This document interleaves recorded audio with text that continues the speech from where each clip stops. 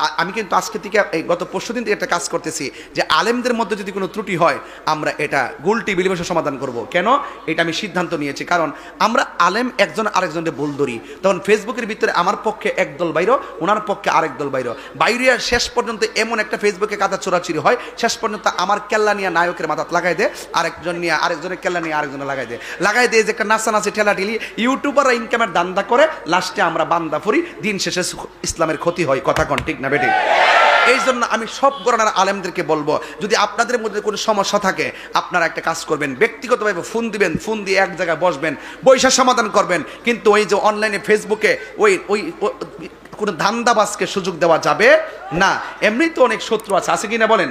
এরপরে তাদেরকে সুযোগ দেওয়া যাবে না, ফেসবুকের কাদা ছোড়াছুরি করা যাবে না, এবং কমেন্টস বক্সে কোনো গালাগালি করা যাবে না। যদি কোনো সমস্যা হয় এটা বাংলাদেশ যে কোনো জায়গায় যাওয়া যায়, কথা করে একটা ফোন দিবেন, ভাই আপনার বক্তব্য আমার কাছে সমন হয়েছে তো ভাই কীভাবে এটা সমাধান করব?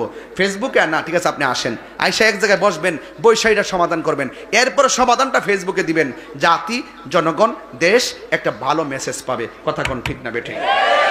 তৃতীয় পক্ষ আর সুযোগ নিতে পারবে না। কথা কোন ঠিক কিনা? কিছু কিছু লোক আছে মজা মারে, এই জন্য এই সুযোগ দেওয়া যাবে না। ওই দান্দাবাজদের ধান্দাকে বন্ধ করে দিতে হবে। কথা কোন ঠিক না বেঠিক?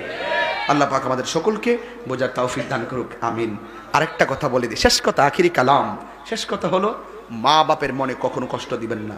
মা বাপের মনে কষ্ট দিয়ে আমার সামনে বসে ওয়াজ শুনবেন, এত বড় স্পর্ধা আপনার মতো মুড়ি তাহিরি দরকার নাই। যেই পিসাব বলবে মা বাপের সেবা লাগতো না, আমি তো তোর সব, এটা পিসাব না, এটা সকালবেলার পেশাব।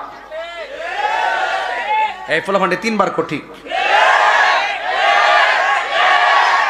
ওই পিসাবরে আমরা মানি, ওই পিসাবরে মানি।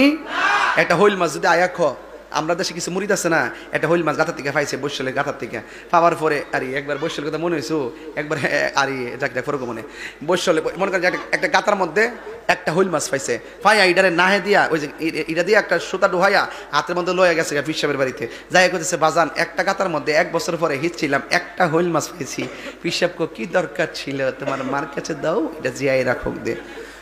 দরকার ছিল পিসাবরে বলার যে একটা হইল পাইছো, তোমার মা বাপ লইয়া খাও। এই কথাটা বলার পরে যদি ফুলা যদি বাড়িতে হইল মাছটা লয়ে যেত, আমার মনে হয় যে পৃথিবীতে এমন কোনো মা বাপ নাই যে কইতো না যে ফুতরে তোর ফিরে বাড়িতে লয়ে গেছ, আমার লাগে বাড়াই দিচ্ছে, ফুত আমি পাইছি, আমি খাইছি, যা আমি তোর অনুমতি দিলাম, তুই তোর ফিসাবের কাছে লয়ে যা। কথা কোন ঠিক নেই? ঠিক নেই, কথা ঠিক নেই। এই জন্য যুবক ভাইরা, মা বাপ তোমার শত্রু না, মা বাপ তোমার বন্ধু। এই জন্য আল্লাহ পাক আমাদের সকলকে মা বাবার খেদমত করার তৌফিক দান করে, বলেন আমিন। মা বোনেরা আছে, একটু জিকির, একটা 5 মিনিট জিকির করে মানে একজন কইছে ওই না দরবার বসে বারবার সবাই বলতেছে